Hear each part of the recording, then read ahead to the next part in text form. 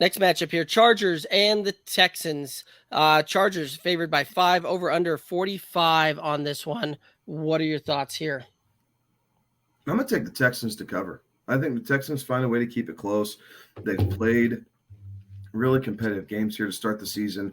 The Chargers defense really fell out of bed last week, and while I think they bounced back a little bit, I think that it's more along the lines of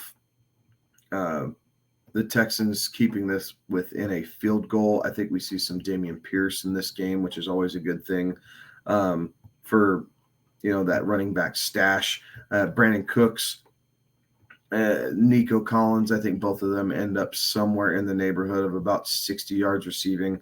And then on the Chargers side, I think we see Austin Eckler get a little bit more involved in the passing game, even more so than what he has been, with Keenan Allen out yet again.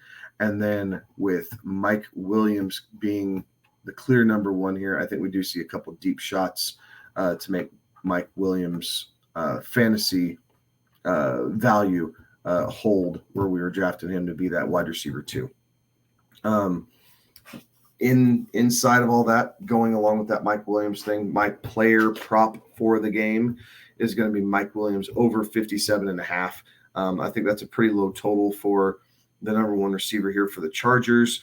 Justin Herbert lost his injury designation today, and I think Mike Williams is going to catch a deep one. So I think he actually makes up all that yardage on one play, as I think Mike Williams is going to go for at least 50 to 55 yarder. I think he's going to see a deep one here in this game.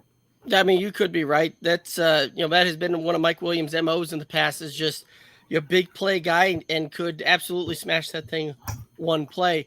As far as this one goes, I'm seeing that the Chargers are going to be able to cover on this one. They've got to have a get-right game, bounce-back game, and I think that that's going to happen here. So I see them covering the 5 on this one. As far as the over-under on this one, I'm going to take the under. I do think that you're going to see this one potentially kind of end in a 24-18 type of game, something like that. So it's the under just barely. I do think that you're going to see Brandon Cooks under 63.5 receiving yards on that one.